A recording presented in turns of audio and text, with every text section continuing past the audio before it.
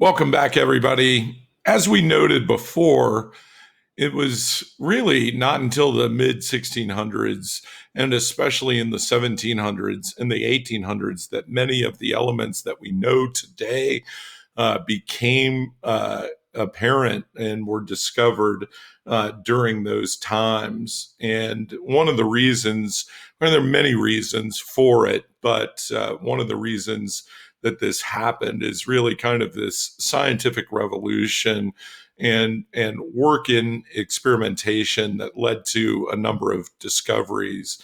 Give you an example: Joseph Priestley, who is credited with the discovery of oxygen as a gas, worked in the 1700s primarily, and his work was not only in science but in theology and in English language. A number of places that he spent to choose his life studying.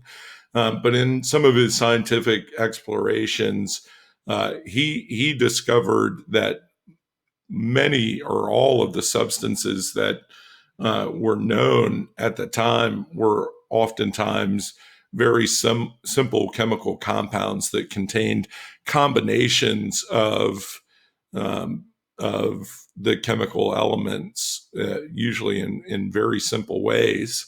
And he was good at finding techniques that would allow him to separate those compounds into their individual elements. So, for instance, he may have taken a compound like a mercury oxide and heated it with a flame and caused that compound to decompose.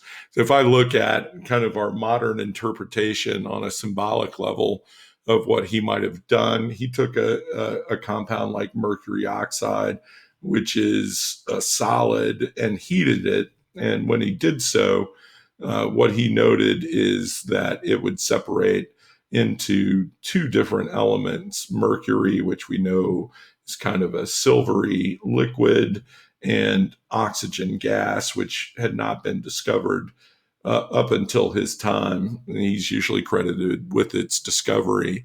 And so just doing a simple thing like heating mercury oxide was what allowed him to isolate elements that had not been discovered before. There are other techniques that also allowed other elements to be discovered, but this was kind of a simple way of getting at and discovering new elements. I'm writing right now a chemical equation that kind of demonstrates the reaction that he was doing. So he would take mercury oxide and heat it. This is considered our reactant right here. Always on the left side of a chemical equation, you'll find reactants. And I think this is actually a solid. So let me go back and write an S right there. And he would heat it. Sometimes we'll put a triangle over an arrow to demonstrate that heating is taking place. And it would just break down. It would break down into our two products. And the products are always written on the right-hand side of a chemical equation. And in this case, they included mercury and oxygen gas, which had not been discovered or isolated up until that point. It really was that late 1700 period, all the way to the early 1800s, that the ideas that Democritus first stated in the hundreds of years before the current era, that there began to be hints that he may have been correct all along, and that in fact all of matter is made up of tiny particles that would eventually come to form what we know as the atomic theory. Now, because we have limited time, I'm going to do kind of a shortcut job on some of these scientists, but to me, there are really three important scientists and their work that need to be mentioned. In the late 1700s, there was essentially a tax collector and accountant named Antoine Lavoisier in France, who right around the time of the French Revolution was doing work in science. Because his background was in tax collecting and accounting, you could think of him as someone who was very deliberate and someone that knew how to make very fine measurements. And so he did really, really creative and elegant experiments that came to support a hypothesis that we know today as the law of conservation of mass. And we're not going to go into any of the details of the experiments that he did, but just know that he made very detailed observations and measurements that allowed him to see that it's possible to convert substances into other substances, but it's not possible to actually cause the destruction of any matter or to create matter out of nothing. In other words, all matter or all mass is conserved during chemical processes. We're going to find out later that in nuclear science, there are some exceptions to this rule of nature or this law of nature. But the idea that you can't create or destroy matter is really credited to Antoine Lavoisier in the late 1700s. Following him, and there was some really creative work done on compounds, and Joseph Proust is credited with something called the law of definite proportions. And again, we're not going to go into the details of experiments he may have done, but essentially what he noted is for individual substances, like the one I've got here called lead sulfide, or really any other compound that you might think of, water or sodium chloride or any compound, there are definite ways in which these compounds are put together. So what do we mean by definite? I think a synonym in this case is like fixed. The proportions of the elements in the compounds are fixed and you can't change them. So let's say that I decide to make some lead sulfide and I do so with 10 grams of lead and 1.5 grams of sulfur. And in doing so, I create about 11.5 grams of lead sulfide. The proportions of 10 grams of lead to 1.5 grams of sulfur seem to be fixed. They don't change. So even if I were to come down and to just really increase the amount of sulfur while keeping the lead amount the same at 10 grams, but maybe double the amount of sulfur I was using, I would still only create 11.5 grams of lead sulfide because the proportions of each element are fixed in that compound. And so you would just be left with leftovers. You would have sulfur that didn't react at all and did not form part of the compound.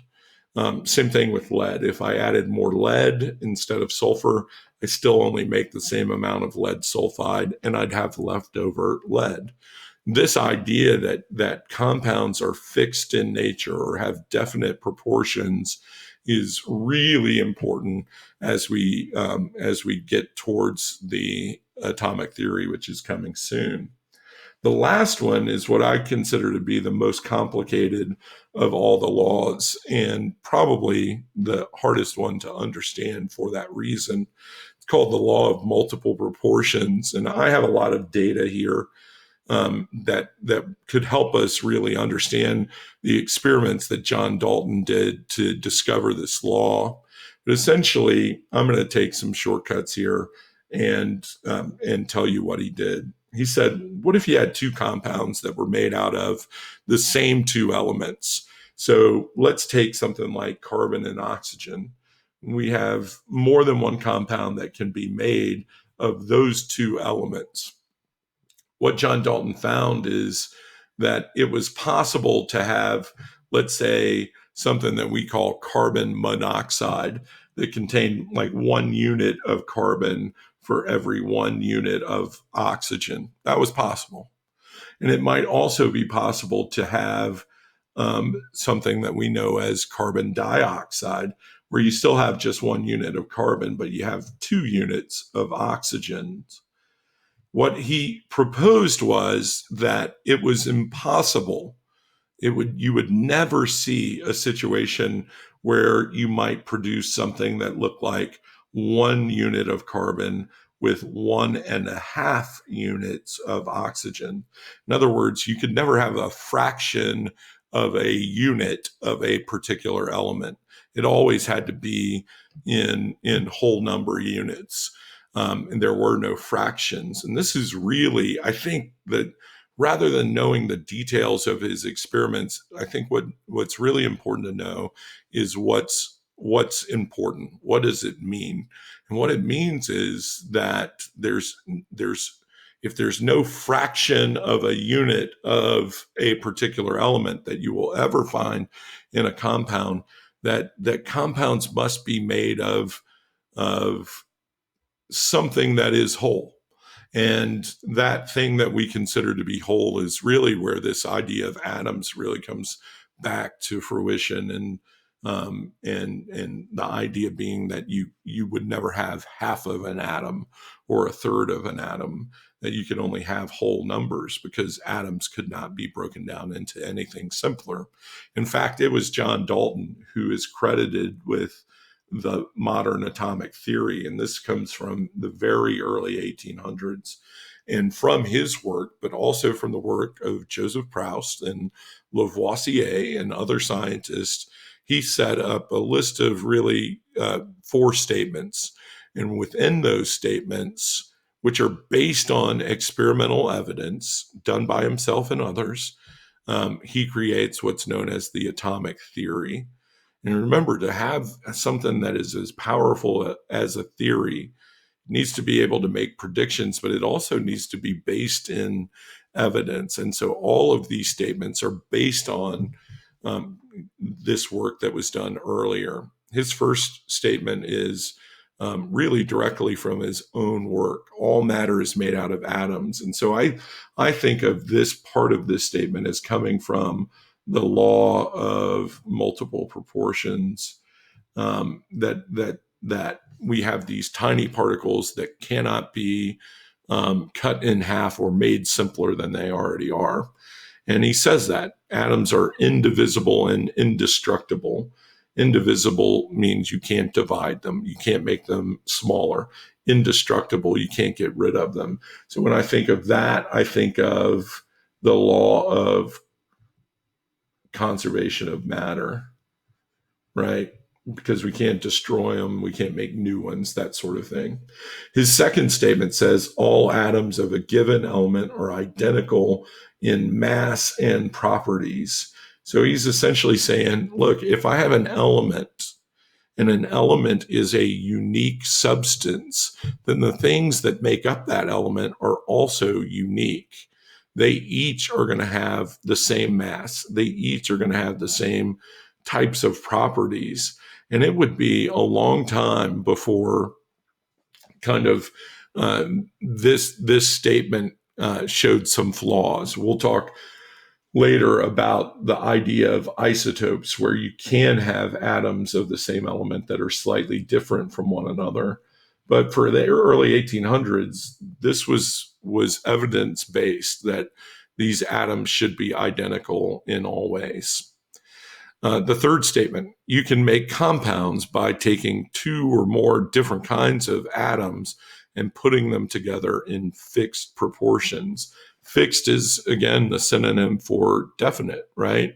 And so this statement that tells us that compounds are really just combinations of different atoms, this comes from the law of definite proportions, that work that Joseph Proust did, that we talked about with lead sulfide. And then finally, that you can have these things called chemical reactions, where you can separate atoms from one another, recombine them in different ways, or just rearrange them in new ways to create new substances.